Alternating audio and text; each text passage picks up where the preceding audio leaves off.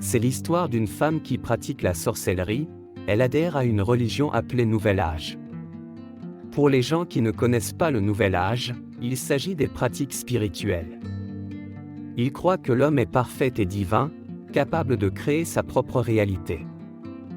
Délivrée par le Seigneur Jésus de ces pratiques, elle raconte son histoire. Écoutez jusqu'à la fin. Je n'étais pas prête à abandonner le pouvoir d'être une sorcière. Je pense que Jésus a vu ça et il savait qu'il allait devoir me montrer ce que je sers en tant que sorcière, pour m'amener à lui. Je m'appelle Lisa. Je suis maman de 2 très jeunes enfants. Je suis mariée. Je marche avec Jésus depuis 1 an maintenant. Il m'a sortie de la sorcellerie du Nouvel Âge. Et je suis juste ici pour partager mon histoire. Je me souviens avoir été maltraitée par mon voisin, j'avais environ 5 ans à la maternelle. Et je n'avais aucune compréhension de la sexualité à avoir 5 ans. Donc je ne savais pas ce qui m'arrivait. Et il a été très audacieux dans ses abus. Il n'y a jamais eu de menace. Il n'y en a jamais eu, ne le dis pas à ta mère, c'est notre secret. La façon dont il agirait pendant qu'il me maltraiterait, c'est exactement comme ça qu'il agirait devant ma mère. Donc ça a duré des années parce que je ne savais pas ce que c'était. Je sais que je n'ai pas aimé ça. Je ne savais pas comment l'appeler. Et je voulais me dissocier et faire semblant comme si ça n'arrivait pas. Je voulais être un enfant normal et aller au parc et jouer avec mes amis. Donc, dans mon esprit d'enfance et dans la façon dont j'ai fait face, c'est de faire semblant que ça n'arrivait pas.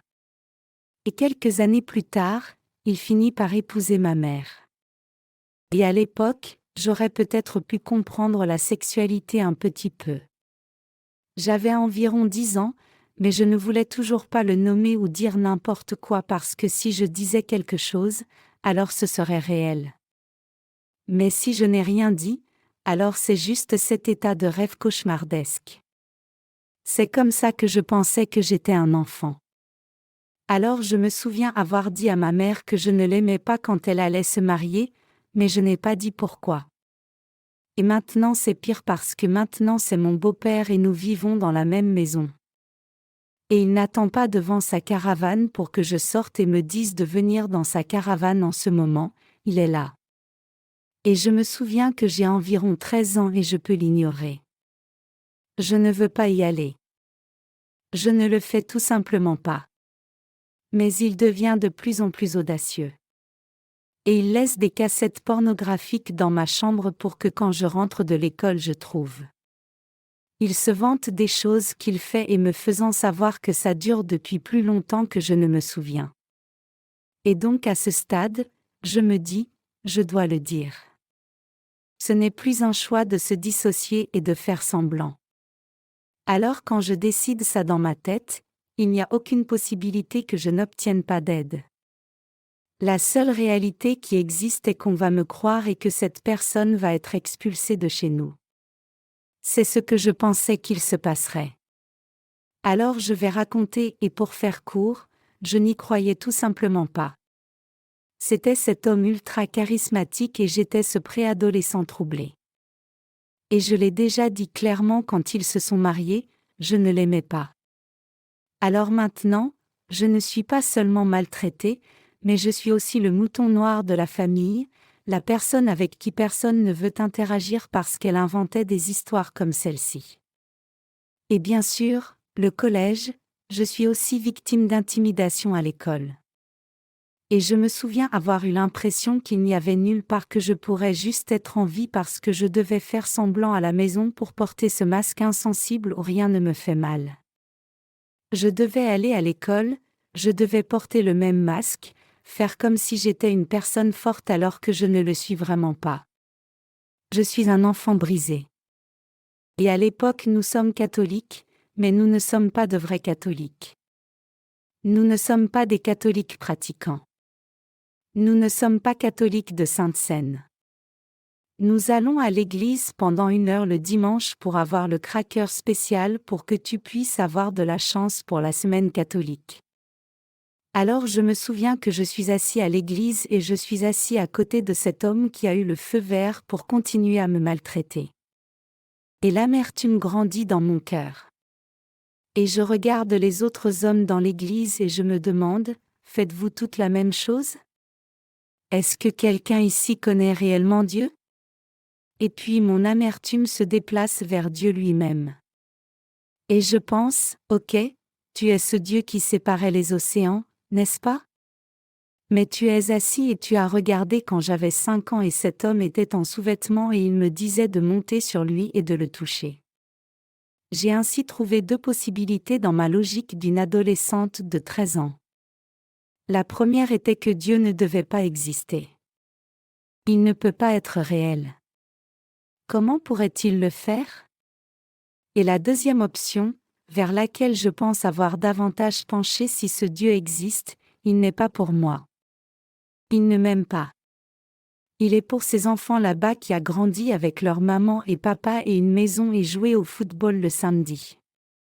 Je suis le pourcentage qu'il a oublié dans le parc à roulotte. Et il ne veut rien avoir à faire avec ça.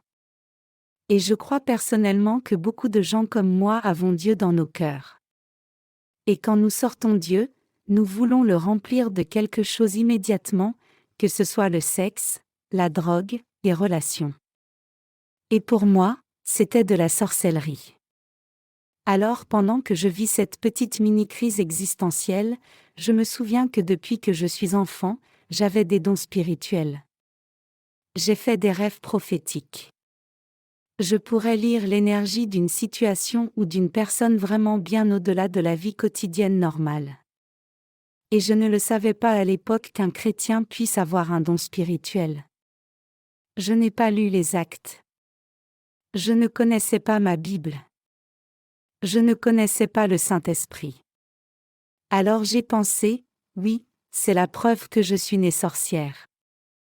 Et maintenant, j'ai cette idée de « née comme ça ». Et j'étais d'accord avec ça.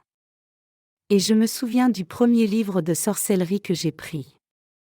C'était L'amour, cette première lecture. Je lis sur l'honneur du règne animal. Je lis sur l'adoration de la nature. Et c'était la toute première chose de ma vie, cela m'a permis d'être cette enfant sensible, rêveuse, intuitive. Et j'ai pensé, c'est mon chemin. C'est là que je suis censée aller.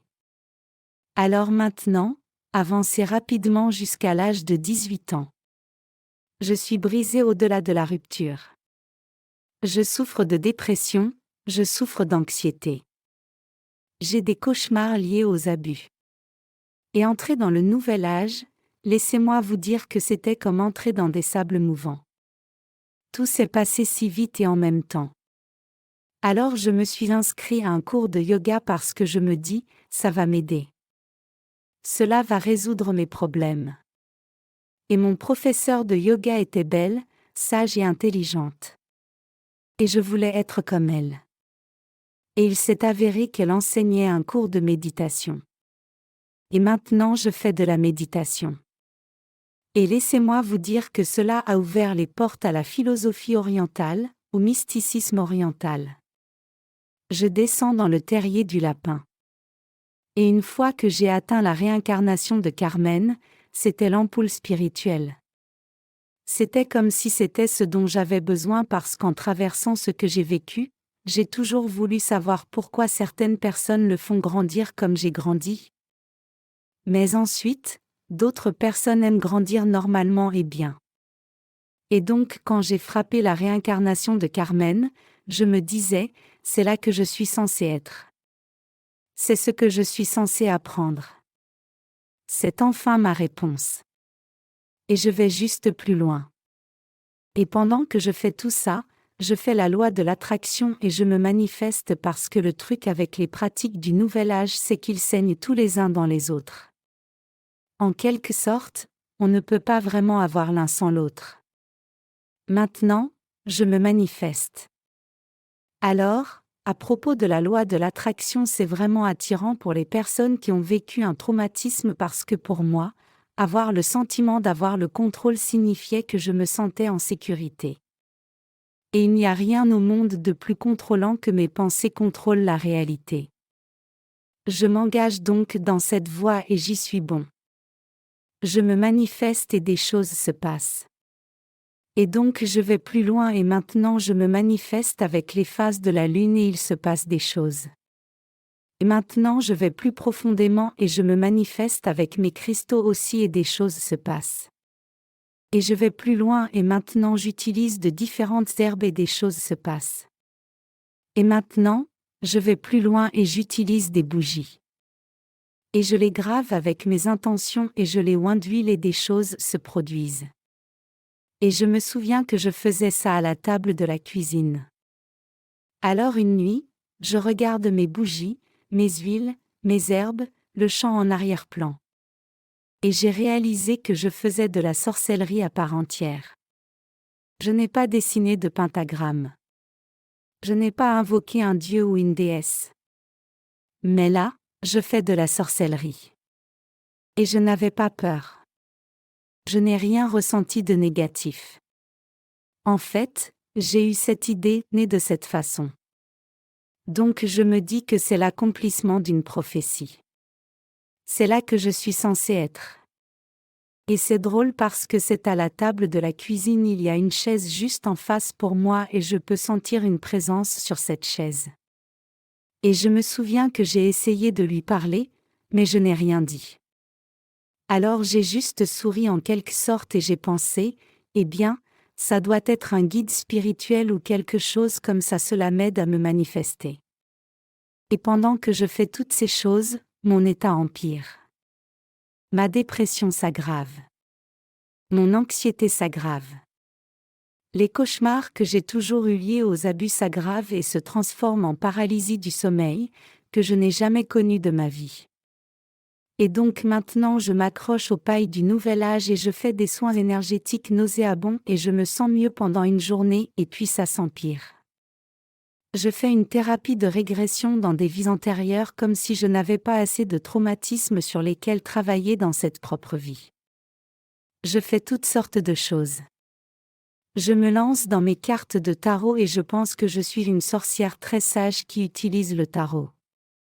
Mais la vérité c'est que si j'avais une nouvelle personne dans ma vie, je ne pouvais pas leur faire confiance à moins de vérifier les cartes pour voir ce qu'ils avaient à dire. Si j'avais une décision importante à prendre dans ma vie, je ne pourrais pas le faire sans consulter mon tarot. Et donc ce que je pensais être de la sagesse à l'époque, en regardant en arrière maintenant, je peux voir un esclavage spirituel et ça ne fait qu'empirer.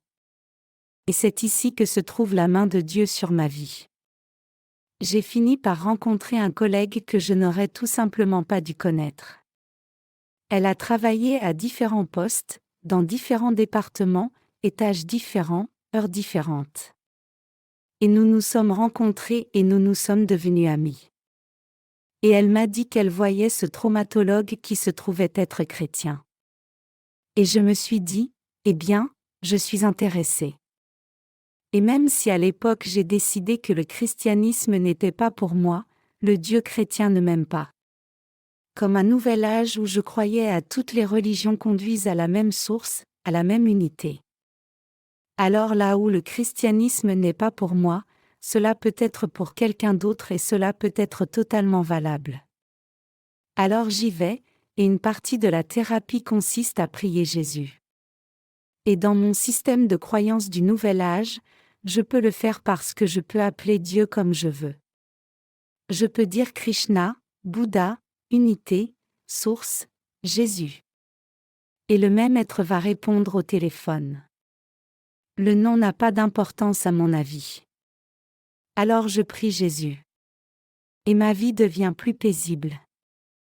Et je ne peux pas l'expliquer parce que depuis au moins 10 ans, j'ai essayé toutes ces pratiques du nouvel âge avec des sommets spirituels contrefaits, mais pas de paix durable. Et j'ai donc décidé que je devrais peut-être donner une chance à Jésus. Et c'est là que la phrase dite « frapper et il sera ouvert » me vient à l'esprit. J'ai frappé à cette porte, mais laisse-moi te dire, je pensais que le Jésus du nouvel âge allait m'ouvrir. C'était assez choquant quand le vrai Jésus l'a ouvert. Mais je n'étais pas prête. J'ai déjà décidé il y a longtemps que le Dieu chrétien ne m'aime pas. Je ne cherche donc pas Jésus dans la Bible. Je cherche Jésus dans le Nouvel Âge. Et c'est fondamentalement juste un homme, il n'était pas un Dieu. Il a été éclairé de la même manière que nous pouvons tout le devenir. Il a guéri, mais probablement grâce à la façon dont nous pouvons tout guérir. Je n'ai pas besoin de mourir en premier depuis, parce que cela n'a aucun sens qu'un homme puisse mourir pour tout le monde. C'est donc ce que je recherche. Et il se trouve que j'ai un auteur d'un livre de régression dans des vies antérieures dont je suis amoureux.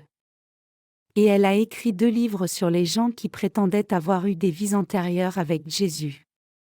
J'ai donc choisi cela au lieu de la Bible.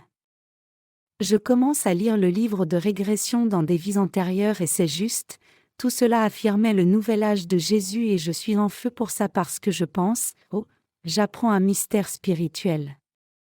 Je découvre quelque chose. Mais la vérité c'est que je cherche juste des informations pour vérifier ce que je crois déjà au lieu de m'ouvrir à une possibilité différente. Et j'étais tellement triste qu'elle n'ait écrit que 2 livres à ce sujet parce que j'ai lu ces livres en une journée. Alors je vais en ligne et j'essaie de la rechercher dans ces livres et je suis tombée sur quelque chose appelé le faux Christ d'un autre auteur. Et j'ai pensé, oh, c'est un titre intéressant. Je suppose que je vais l'écouter. Et il a expliqué que Jésus est celui qu'il prétend être. Il est Dieu. Il est mort pour nous. Et les pratiques du Nouvel Âge sont démoniaques. Et la seule chose qui m'a marquée, c'est quelqu'un a dit, les démons s'en fichent si vos enfants sont mignons. Cela m'a frappé parce qu'avec mon enfance, tout ce que je fais avec mes enfants, que ce soit physique, émotionnel, spirituel, tout est en sécurité. C'est ma valeur en tant que mère et élever mes enfants, c'est assurer leur sécurité.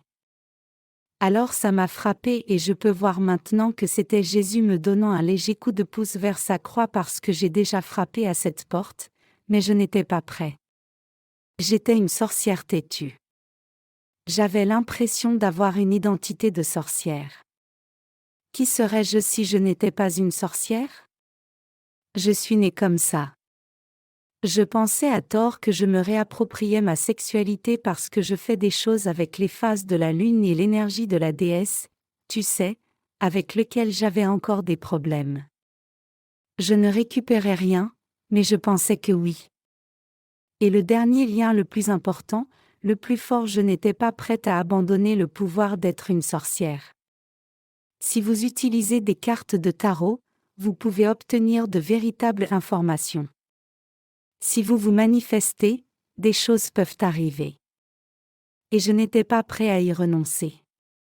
Je pense que Jésus a vu cela et il savait, je vais devoir lui montrer ce qu'elle sert en tant que sorcière pour venir me voir ici parce que la sorcellerie est facile à faire quand on pense je travaille avec les énergies universelles. Je travaille avec des guides spirituels, vous savez, des extraterrestres peut-être, mais la sorcellerie est vraiment difficile à pratiquer quand on réalise je travaille dans le royaume démoniaque et ils veulent toujours me tuer et me détruire. C'est vraiment difficile de s'intéresser à la sorcellerie après ça. Alors je me souviens de cette nuit, je vais me coucher et je vois un étroit figure et il a un visage sombre. Il porte une robe rouge et une couronne. Et je me dis que ce n'est pas Jésus. Rien dans mon esprit ne pense que c'est un démon parce que je ne crois pas aux démons. Et un certain temps passe et puis j'essaie de m'allonger et je me couche et la paralysie du sommeil m'envahit à nouveau. Mais cette fois c'est différent parce que cette fois je m'élève à environ 4 pieds de mon corps. Et je ne peux pas dire que j'ai eu peur ou que j'ai été triste parce que c'était ce sentiment accablant de désespoir. Juste un désespoir inhumain complet. Manque total de lumière. Pendant que je m'élève hors de mon corps, c'est la sensation que je suis déchirée. Je suis en train d'être arrachée et quelque chose essaie d'entrer. Et je suis forcée car je suis en hors de mon corps regardant d'un côté et je vois mon enfant être horriblement maltraité et je ne peux pas détourner le regard. Je ne peux pas fermer les yeux. Je ne peux rien faire. Je suis paralysée. Je dois juste regarder. Et puis comme au ralenti, je me retourne pour voir l'autre côté et c'est mon autre enfant qui est graphiquement maltraité mais d'une manière différente. Et je ne peux rien faire d'autre que regarder. Et je sais que certaines choses sont vraies en ce moment même si je suis totalement paralysée. Je sais que même si je ne crois pas au démon, je suis en présence du démon en ce moment. Et quelque chose en moi savait que je devais appeler au nom de Jésus. Cela ne pouvait pas être mes guides spirituels. Ce ne pouvait pas être mon tarot. Cela ne pourrait pas être Krishna, cela pourrait être que le nom de Jésus. Et je suis trop paralysée pour prier. Je ne peux pas mais je peux sortir dans ma tête Jésus, Jésus, Jésus. Et à la seconde où je le fais, c'est comme si deux forces opposées se rencontraient. Il y a toujours cette force qui m'arrache de mon corps mais il y a ça plus fort, mais en quelque sorte une force douce et aimante, ça me remet lentement en place. Quand je suis rentrée, je savais que deux choses étaient vraies, ça changerait ma vie. Je savais que Jésus est le Seigneur de tout. Il est celui qu'il prétend être. Il n'y en a pas, ce n'est pas la source. Ce n'est pas le cas, c'est Jésus, celui-là. Et la deuxième chose que je savais être absolument vraie était l'existence démoniaque et les ténèbres s'inclinent devant le nom de Jésus. Je l'ai vu. Je ne peux pas l'expliquer, mais je l'ai vu. Et donc je vais chez mon thérapeute et voici à nouveau la main de Dieu. Il se trouve qu'elle est impliquée dans le ministère de délivrance. Et ainsi elle me guide en renonçant à tout dans lequel j'avais été impliquée. Et je rentre à la maison et je jette tout, je ne sais pas combien valent les cristaux. Je jette ma bibliothèque Nouvel Âge parce que quand tu es dans le Nouvel Âge, ça ne finit jamais. Vous avez toujours besoin d'un autre livre. Il faut toujours connaître un autre sujet, une autre guérison, une autre ceci, une autre cela. J'avais donc une bibliothèque. J'ai jeté ça. Dans le Nouvel Âge, je me sentais comme mes cartes de tarot et mon meilleur ami, ça me prodigue des conseils et la vérité quand j'en avais besoin. Mais après cette expérience, je les ai regardées et je me suis sentie dégoûtée et je les ai jetées, sans problème. Et c'est à ce moment-là que ma vie a vraiment commencé à changer. J'ai une Bible. Et pour la première fois, j'ai eu l'impression, je n'ai besoin que de ce seul livre. Je n'ai pas besoin de chercher ici et là et j'ai juste besoin de celui-ci. Et Dieu commence à travailler avec moi par étapes. Donc la première chose que j'ai remarquée, peu importe où je regarde dans ma Bible, l'Ancien Testament, Évangile du Nouveau Testament, il y a des avertissements sur le Nouvel Âge partout. Ce n'est pas une nouveauté, même si cela s'appelle le Nouvel Âge. C'est de la sorcellerie. Et donc le Saint-Esprit me convainc à ce moment-là. Et pendant que je lis, c'est drôle parce que je sais déjà que Jésus est Seigneur. Je connais déjà ces choses grâce à cette expérience. Alors pendant que je lis, je vois mon beau-père comme un être humain brisé que Dieu a également créé, tout comme il nous a créés, moi et mes enfants. Et ainsi pour la première fois, j'ai pu lui écrire une lettre et lui dire, « Écoute, c'est ce que tu as fait. » C'est ainsi que cela m'a affecté. J'ai trouvé Jésus et il m'aide à te pardonner. Et je prie réellement pour toi et je prie pour votre délivrance. Je prie pour que tu connaisses le Dieu que je connais et vous faites aussi l'expérience de ce type d'amour. J'étais sérieuse.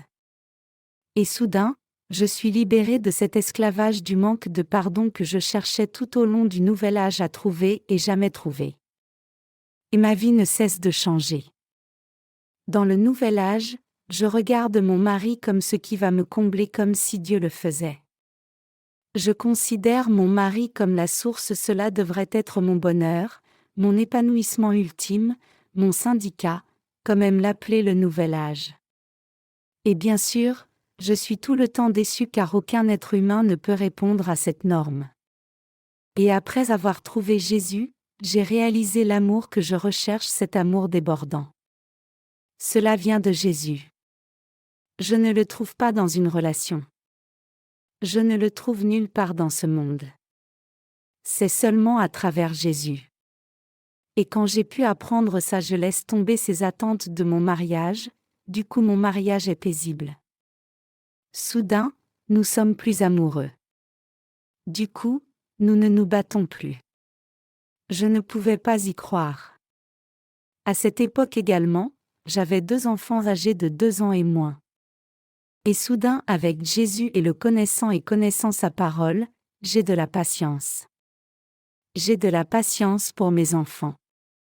Je suis délivré de ma rage et de mes peurs et je peux vraiment juste être présent et profite de mes enfants par la puissance du Saint-Esprit. Et j'ai fini par apprendre en fait que ce type d'abus que j'ai traversé est générationnel. Et je finis par tomber sur un pasteur, son travail sur la délivrance dans les malédictions générationnelles m'a beaucoup aidé. Et maintenant, en tant que chrétien et personne qui vit en Jésus, je suis capable de surmonter ces malédictions générationnelles. Je ne le transmets donc pas à mes enfants. Je suis capable de prier pour ma lignée. Comme c'est excitant que ces choses n'aient pas besoin de continuer. Et je regarde mes enfants et je suis tellement excitée parce qu'ils seront la première génération qui connaît Jésus et sait ce qu'est une relation intime avec lui. Et j'ai hâte de voir ce qu'ils font de leur vie à cause de ça. Voilà donc mon histoire. C'est ainsi que Jésus m'a montré ce que je servais et m'a sorti de ce nouvel âge. J'ai frappé à la porte et j'ai été surpris de savoir qui a répondu, mais oui, c'est mon témoignage. Jésus est pour moi le plus grand amour que nous puissions jamais avoir. Donc, si je comprends Jésus, c'est Dieu qui est venu sur terre comme un vaisseau humain. Et parce que Dieu sait tout, Dieu savait je suis sur le point de devenir un humain. Ce type d'amour dépasse la compréhension humaine et au-delà des capacités humaines.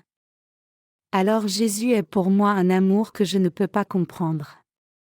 Il est un rédempteur d'une manière que je ne peux pas exprimer avec des mots parce que je vis une nouvelle vie. Comme si j'étais une nouvelle mère, je suis une nouvelle épouse, je suis un nouvel être humain pour tous ceux avec qui j'interagis.